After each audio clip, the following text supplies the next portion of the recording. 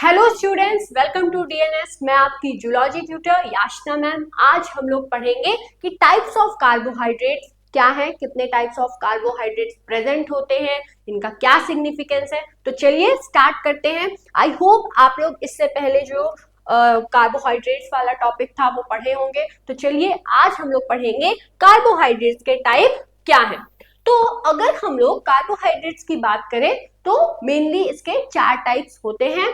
पहला होता है मोनोसैकेराइड, दूसरा डाइसैकेराइड, तीसरा ओलिगोसैकेराइड और चौथा पॉलीसैकेराइड। तो अगर हम लोग मोनोसैकेराइड्स की बात करें तो मोनोसैकेराइड्स ऐसे सिंपलेस्ट कार्बोहाइड्रेट होते हैं जिनकी फर्दर हाइड्रोलाइसिस नहीं हो सकती है, वो फर्दर और ज्यादा टूट नहीं सकते हैं। तो मोनोसैकेराइड्स जो हैं ऐसे कार्बोहाइड्रेट्स होते हैं जिनके और आगे जाकर के नहीं तोड़ा जा सकता है, क्योंकि वो सिंपलेस्ट कार्बोहाइड्रेट है, वो खुद एक मोनोमर है। ठीक है, तो उनको और क्या तोड़ा जाएगा। मोनोसैकेराइड्स ऐसे सिंपलेस्ट कार्बोहाइड्रेट्स हैं जिन्हें तोड़ा नहीं जा सकता है। अब अगर हम लोग मोनोसैकेराइड के एग्जाम्पल की बात करें तो एग्जाम्पल हो गया ग्लूकोज,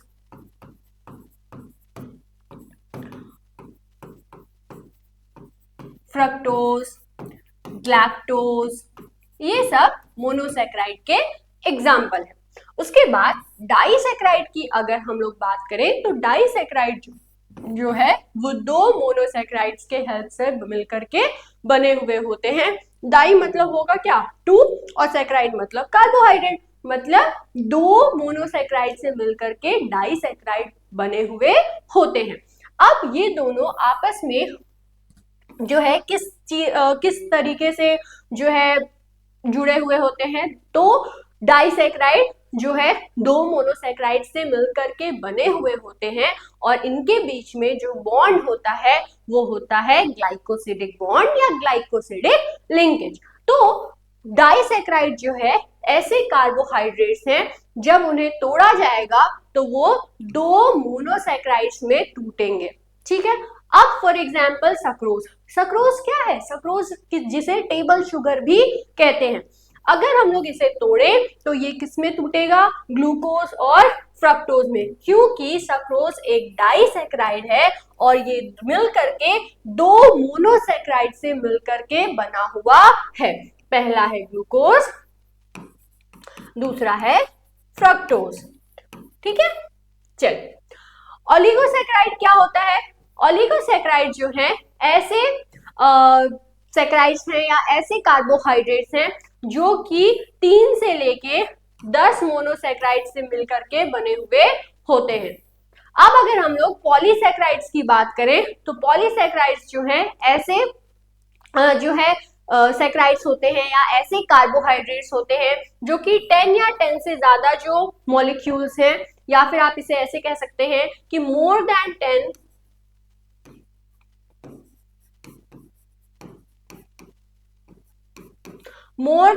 मोनोसैकेराइड से मिलकर के पॉलीसैकेराइड बना हुआ होता है। तो ओलिगोसैकेराइड में 3 से 10 जो है मोनोसैकेराइड प्रेजेंट होते हैं, पॉलीसैकेराइड में 10 से ज्यादा जो है मोनोसैकेराइड मिलकर के पॉलीसैकेराइड को बनाते हैं। तो कार्बोहाइड्रेट्स जो हैं वो आपस में कंटिन्यूअस चेन में भी प्रेजेंट होते हैं और ब्रांच चेन में भी इसके अंदर पाए जाते हैं।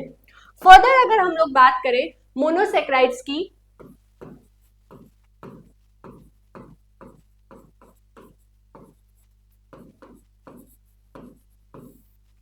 तो मोनोसैकेराइड सबसे ज्यादा सिंपलेस्ट कार्बोहाइड्रेट होता है जो कि और भी ज्यादा जिसकी हाइड्रोलाइसिस नहीं हो सकती है, क्योंकि ये स्मॉलेस्ट कार्बोहाइड्रेट होता है। इसके अंदर एल्डिहाइड या कीटोन ग्रुप्स प्रेजेंट होते हैं और हाइड्रोक्सिल ग्रुप्स प्रेजेंट होते हैं। अगर हम लोग जनरल फॉर्मूला की बात करें कि अनमॉडिफाइड मोनोसैकेराइड्स के जनरल फॉर्मूला क्या होता है, that is CH2O bracket closed end N। यहाँ पे लिटरली कार्बन हाइड्रेट को बताया जा रहा है कि किस तरीके से ये जो है कार्बन का हाइड्रेट होता है। मोनोसैकेराइड्स जो है वो इंपॉर्टेंट फ्यूल होते हैं as well as building block होते हैं न्यूक्लिक एसिड का। इसका मतलब क्या है, मोनोसैकेराइड इंपॉर्टेंट फ्यूल है फॉर एग्जाम्पल ग्लूकोज, वो फ्यूल होता है, बॉडी को एनर्जी प्रोवाइड करता है। लेकिन ये बिल्डिंग ब्लॉक किस तरीके से हुआ न्यूक्लिक एसिड का? न्यूक्लिक एसिड आपको आई होप याद होगा, न्यूक्लिक एसिड में 3 कंपोनेंट होते हैं, नाइट्रोजन बेस, पेंटोज शुगर और फॉस्फेट ग्रुप। तो ये जो पेंटोज शुगर है ये क्या होता है, अगर राइबोज है तो मतलब डी आरएनए है, nucleic acid, ribose sugar, phosphate group, nitrogenous base, RNA. ठीक है, अगर ये डीऑक्सीराइबोज है तो मतलब क्या है, DNA. Nitrogenous base, deoxyribose, pentose sugar, तो जेनेटिक मटेरियल क्या हुआ, ये डीएनए हुआ ना। तो क्या हुआ कि न्यूक्लिक एसिड क्या है, डीएनए और आरएनए, और डीएनए और आरएनए में आप देख सकते हैं कि किस तरीके से मोनोसेक्राइड जो है वो इंपॉर्टेंट रोल प्ले करता है। अब अगर हम लोग स्मॉलेस्ट मोनोसेक्राइड्स की बात करें तो वो होता है डाइहाइड्रोक्सी एसीटोन और ग्लिसरॉल्डिहाइड, ग्लिसरॉल्डिहाइड, डी ग्लिसरॉल्डिहाइड या एल ग्लिसरॉल्डिहाइड। ठीक है, तो इसे आप नोट करिए।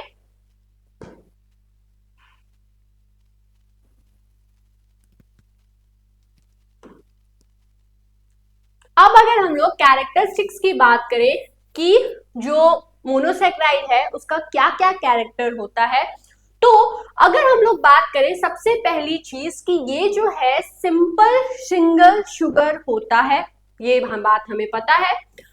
इसके बाद इसके लिए बहुत ज्यादा डाइजेशन की जरूरत नहीं होती है क्योंकि ये इजीली डाइजेस्ट हो जाता है, क्विकली ऑब्जॉर्व हो जाता है इंटेस्टाइन के लिए। डाइजेशन क्या होगा, ये खुद ही मोनोसेक्राइड है, खुद ज्यादा टूटेगा ही नहीं, क्विकली क्या होता है इसका एब्जॉर्प्शन हो जाता है। ठीक है, डाइजेशन तो उस चीज का होगा ना कि जब वो चीज टूटेगा फिर उसके छोटे छोटे मॉलिक्यूल्स में टूटेगा, फिर वो एब्जॉर्ब होगा। मोनोसेक्राइड खुद सबसे ज्यादा छोटा मोनोमर है तो उसका डाइजेशन होता नहीं है, डायरेक्ट इसका एब्जॉर्प्शन हो जाता है जहां पे इसकी जरूरत पड़ती है, और ये इंटेस्टाइन में एब्जॉर्ब हो जाता है ब्लड के थ्रू और कैरियर होता है लिवर तक। अगर इसको फिर अगर एक्स्ट्रा बच गया है तो लिवर में जाके क्या होगा, अगर प्लांट्स है अरे अगर एनिमल्स हैं तो उसमें जाकर के ग्लाइकोजन को फॉर्म करेगा। ठीक है, लिवर में ये क्या होता है, ग्लाइकोजन में स्टोर्ड हो जाता है, ग्लाइकोजन के फॉर्म में बन जाता है और बन करके स्टोर्ड हो जाता है। आई होप आपको ये चीज समझ में आई होगी।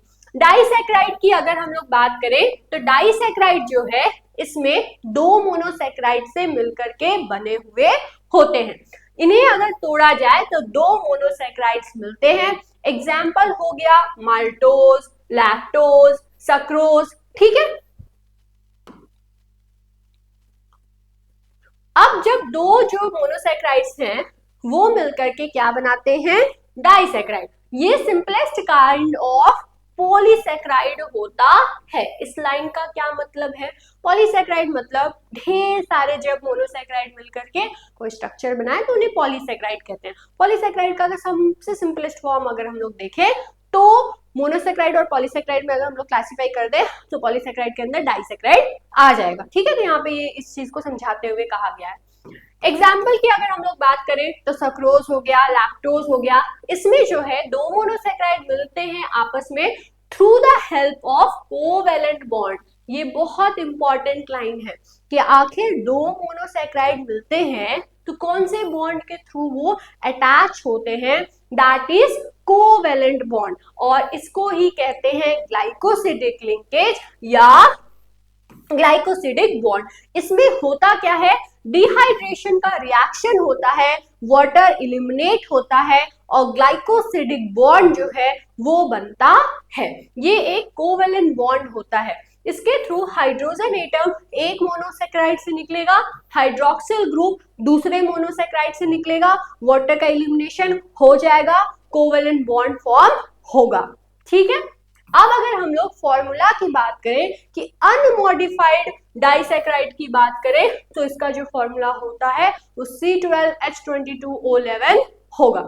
ऑल्दो बहुत सारे ऐसे डिफरेंट काइंड्स ऑफ डाइसेक्राइड है जहां पे जो है उसके बहुत सारे सिग्निफिकेंट रोल्स होते हैं और different different kinds of disaccharide present है, लेकिन इस डिफरेंट काइंड में से भी कुछ ऐसे इंपॉर्टेंट डाइसेक्राइड हैं जिनके बारे में ज्यादातर पढ़ा जाता है। फॉर एग्जांपल सक्रोज हो गया, लैक्टोज हो गया, ये ऐसे डाइसेक्राइड्स है जिनके बारे में स्टडी होती है, तो आप इसे नोट कर लीजिए।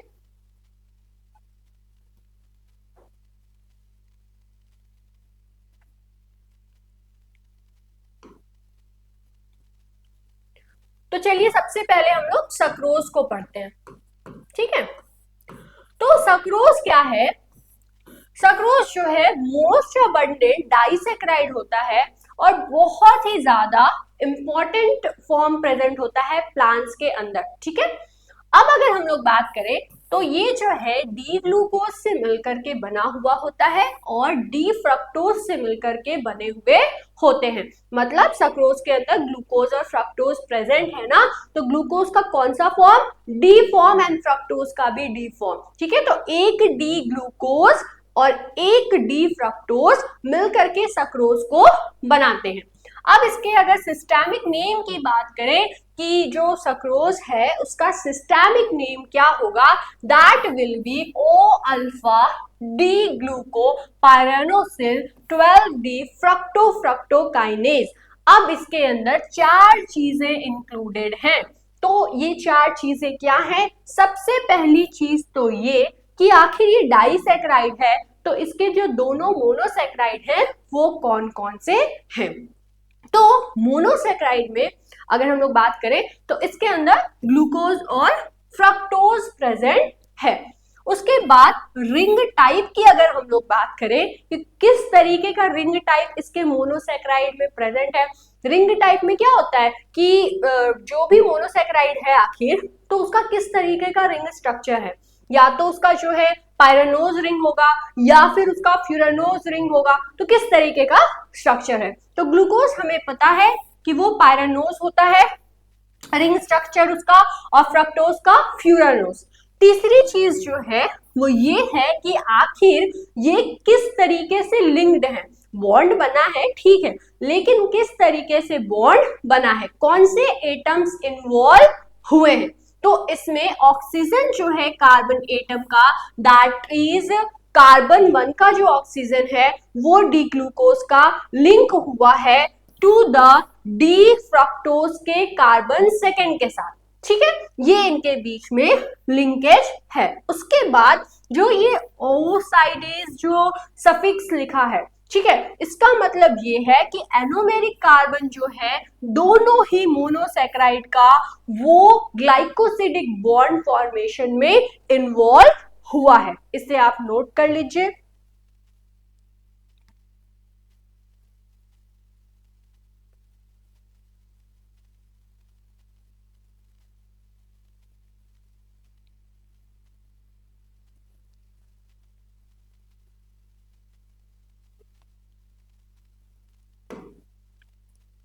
उसके बाद अगर हम लोग डाइसेक्राइड्स की बात करें तो अभी तक हम लोग सक्रोज के बारे में बात कर रहे थे, अब हम लोग माल्टोज को पढ़ेंगे, ठीक है।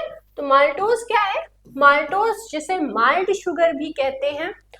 अगर हम लोग बात करें तो ये जो है जब स्टार्च का ब्रेकडाउन होता है ना तब जो माल्टोज है वो फॉर्म होता है। अब अगर आप देखें तो स्टार्च क्या है? पॉलीसेक्राइड है,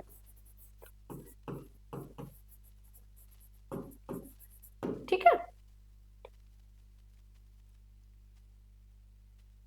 तो मेनली ये क्या होता है ना, जब जर्मिनेशन का प्रोसेस होता है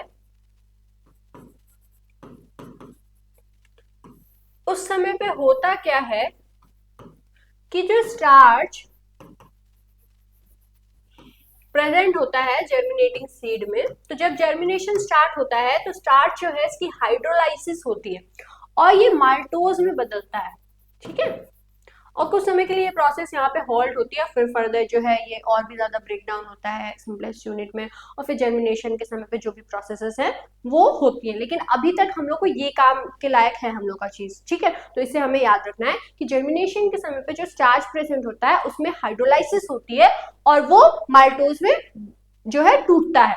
अब स्टार्च क्या है, स्टार्च जो है वो है पॉलीसेकेराइड, ये हमें पता है, और जो माल्टोज है वो है डाइसेकेराइड। ठीक है, तो अब चलिए इसके बारे में और पढ़ते हैं। ठीक है, अभी तक इतना क्लियर हुआ।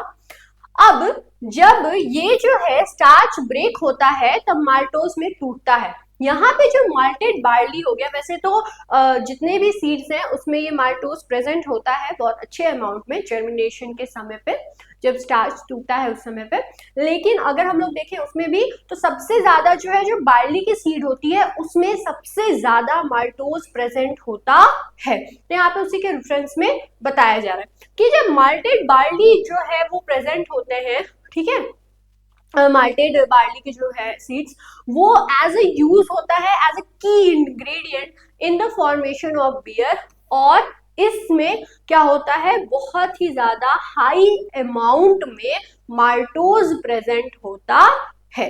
ठीक है, अब इस समय होता क्या है कि जब जर्मिनेशन होता है बार्ली सीड का तो ये जो स्टार्च है वो क्या होता है, हाइड्रोलाइसिस इसकी होती है, हाइड्रोलाइसिस हो करके ये माल्टोज को बनाता है। ठीक है, और इस प्रोसेस में ये जो प्रोसेस है ये हॉल्ट होती है कुछ समय के लिए, और यहाँ पे ड्राइंग की कंडीशन आती है और रोस्टिंग बार्ली सीड जो है ये सारी चीजें होती हैं। इससे पहले जो है ये जर्मिनेशन से पहले जब जो हॉल्टिंग की कंडीशन आती है जहाँ पे माल्टोज बन चुका होता है, इस कंडीशन में इसे यूज किया जाता है इस सीड को, किसमें, बियर इंडस्ट्रीज में, बियर के फॉर्मेशन में। क्यों, क्योंकि इस समय पे माल्टोज बहुत ज्यादा हाई कंडीशन में रहता है और इसका यूज किया जाता है। ठीक है, तो आई होप आपको ये जो है समझ में आया होगा, इसे आप नोट कर लीजिए।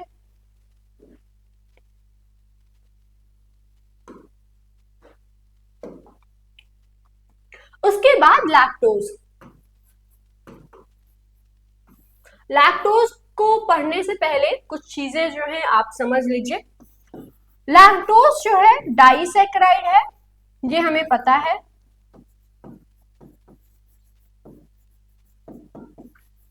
लैक्टोज दो मोनोसेकेराइड से मिलकर के बना हुआ है, पहला है ग्लैक्टोज और दूसरा है ग्लूकोज। ठीक है, तो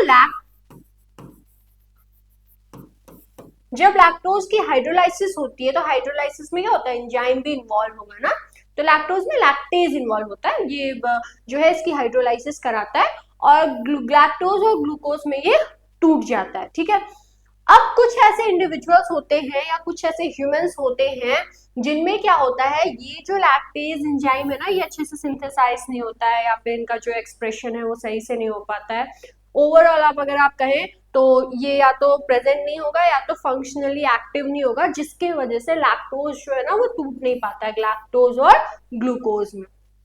ठीक है, और ऐसे इंडिविजुअल्स जो है अवॉइड करते हैं मिल्क या डेयरी जो प्रोडक्ट है उनको कंज्यूम करने से, क्योंकि उनके अंदर क्या पाया जाता है, लैक्टोज इंटॉलरेंस।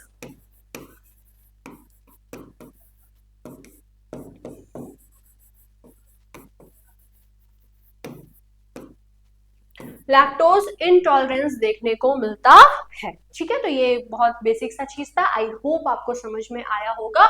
चलिए अब स्टार्ट करते हैं टॉपिक कि लैक्टोज जो है वो एक डाइसेकेराइड है जो कि एक डी ग्लैक्टोज और एक डी ग्लूकोज से मिलकर के बना हुआ होता है। नेचुरली ये जो लैक्टोज है ये मैमलियन मिल्क में प्रेजेंट होता है। सिस्टेमिक नेम की अगर हम लोग बात करें लैक्टोज की तो सिस्टेमिक नेम जो है वो है ओ beta D ग्लैक्टोपाइरानोसिल 1,4 D glucopyranose.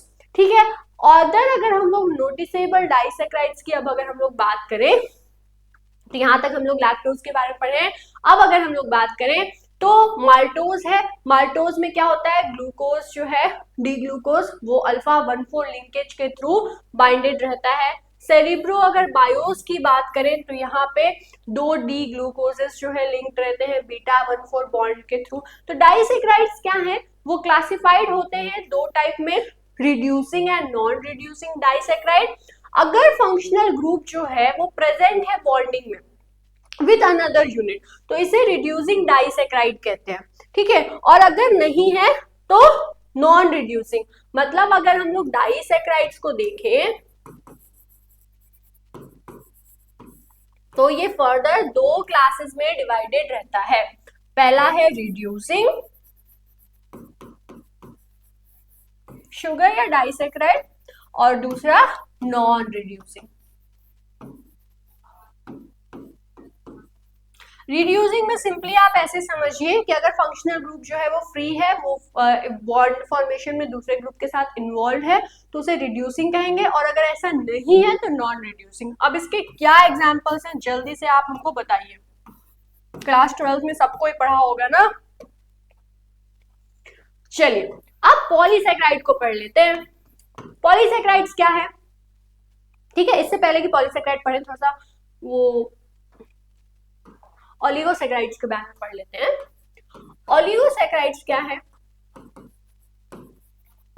Oligosaccharides ऐसे जो है ये कार्बोहाइड्रेट्स हैं जिनकी अगर हम लोग हाइड्रोलाइसिस कराएं तो 3 से 10 जो मोनोसैकेराइड्स हैं वो मिलते हैं, ठीक है। और ये अब इस चीज पर डिपेंड करेगा कि किस तरीके का ओलिगोसैकेराइड है। अगर अगर ट्राइसैकेराइड है तो हाइड्रोलाइसिस के समय पे 3 मोनोसैकेराइड मिलेगा।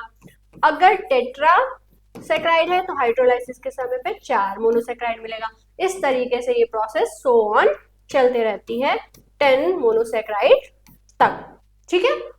चलिए अब इसके एग्जाम्पल्स क्या हैं ये हम इससे पहले बनाए हैं, आपको नोट करना है और यहाँ पे मेंशन करना है, ठीक है।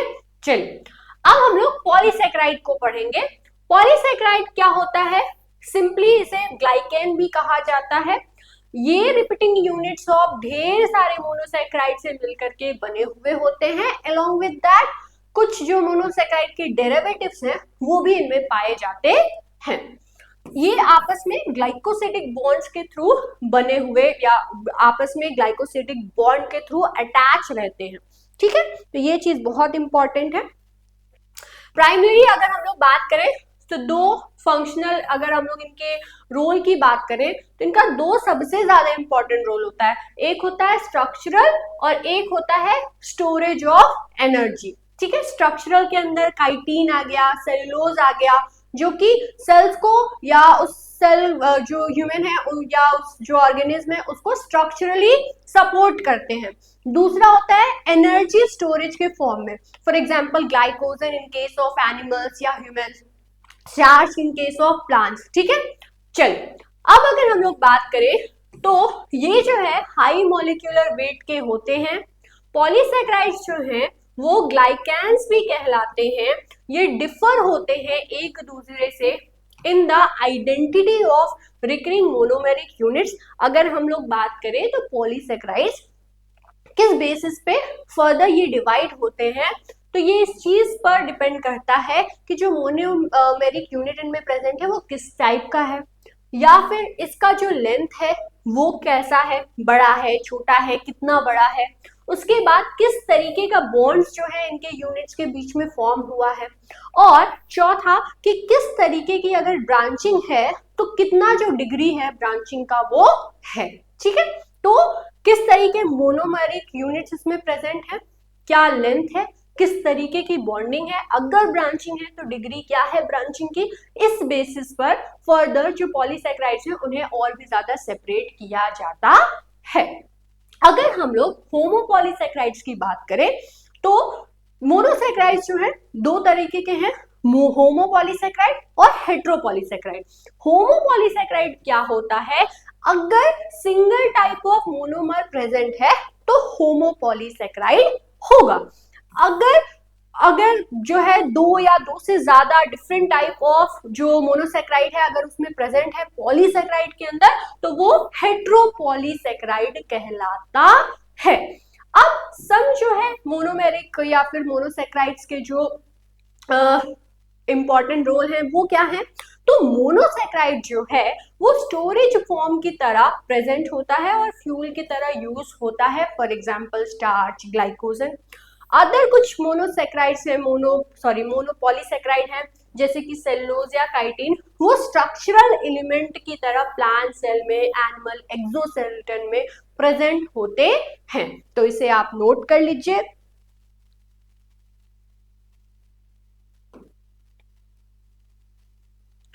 जब सारे के सारे मोनोसेक्राइड्स जो हैं पॉलीसेक्राइड के, अगर वो सेम हुए तो वो पॉलीसेक्राइड होमोपॉलीसेक्राइड या होमोग्लाइकैन कहलाता है। अगर इसमें मोनोसेक्राइड जो है एक जैसा नहीं प्रेजेंट हुआ तो हेट्रोपॉलीसेक्राइड या हेट्रोग्लाइकैन कहलाता है। नेचुरल सेक्राइड जो है वो जनरली कंपोज होते हैं सिंपल कार्बोहाइड्रेट से, और उन्हें जो है इनका फॉर्मूला CH2O होता है। और एग्जाम्पल के तौर पे मोनोसेक्राइड्स के जो है वो ग्लूकोज है, फ्रक्टोज है, ग्लिसरॉल्डिहाइड है।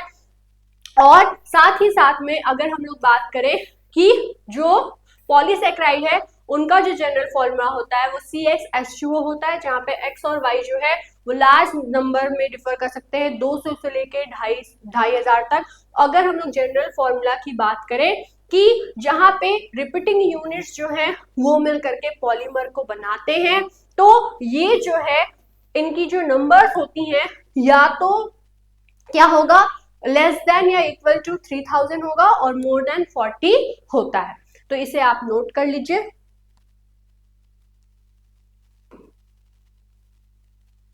तो सेलुलोज और काइटिन जो है वो एग्जांपल है स्ट्रक्चरल पॉलीसेक्राइड के। सेलुलोज यूज होता है cell wall of the plants में उनको बनाने के लिए, और अदर ऑर्गेनिज्म में ये सबसे ज्यादा अबंडेंट ऑर्गेनिक मॉलिक्यूल है जो कि अर्थ पर प्रेजेंट है।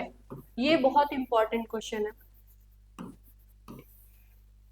पहले नंबर पे जो सबसे ज्यादा अबंडेंट मॉलिक्यूल, बायोमॉलिक्यूल अर्थ पर प्रेजेंट है वो है सेलुलोज, और दूसरे नंबर पे काइटिन। ठीक है, अगर आपके कॉलेज में, यूनिवर्सिटी में MCQ क्वेश्चंस आते हैं तो इस तरीके के क्वेश्चन पूछ दिए जाते हैं। ठीक है, तो इस ऐसे सब क्वेश्चंस को आप ज्यादातर अच्छे से पढ़ा रहा करिए और देखे रहा करिए, क्योंकि इससे डायरेक्ट क्वेश्चन बनता है। ठीक है, चलिए अब सेलुलोज के बहुत ज्यादा इंपॉर्टेंट रोल होता है और मेनली सबसे ज्यादा पेपर इंडस्ट्री में होता है। ठीक है, तो ये जो है पेपर बनाने के लिए टेक्सटाइल इंडस्ट्रीज में ये जो है यूज होता है, along with that production of artificial जो फाइबर है दैट इज रेयॉन, रेयॉन के भी प्रोडक्शन में सेलुलोज जो है बहुत इंपॉर्टेंट रोल प्ले करता है। तो ये आप नोट कर लीजिए।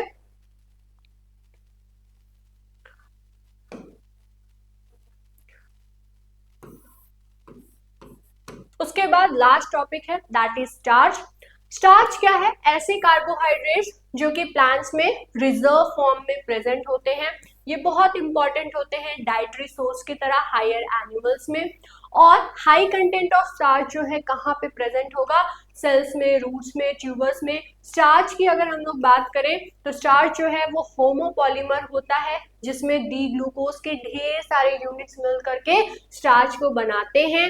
ये डी ग्लूकोज जो है आपस में ग्लाइकोसिडिक बॉन्ड के थ्रू अटैच रहते हैं और इन्हें ग्लाइकोसैन या ग्लूकैन भी कहा जाता है। स्टार्च जो है मेनली अगर आप देखें तो इसमें ग्लूकोज के पॉलीमर्स प्रेजेंट होते हैं और इसके दो पार्ट होते हैं, एक है एमाइलोज और एक है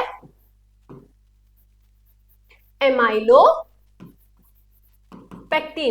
तो अगर हम लोग बात करें तो जो एमाइलोज होता है वो लॉन्ग होता है, अनब्रांच्ड होता है, किसी भी तरह की ब्रांचिंग नहीं प्रेजेंट होती है, डी ग्लूकोज रेसिड्यूज से मिलकर के बने हुए होते हैं बाय अल्फा 1,4 लिंकेज के थ्रू। ऐसे चेन्स जो हैं ये मॉलिक्यूलर वेट में वैरी कर सकते हैं with a few thousand to more than a million. और दूसरी बात अगर हम लोग बात करें या दूसरे कंपोनेंट की बात करें तो एमाइलोपेक्टिन जो है इसका दूसरा कंपोनेंट है जिसका हाई मॉलिक्यूलर वेट है और ये अप टू 100 मिलियन तक रहता है।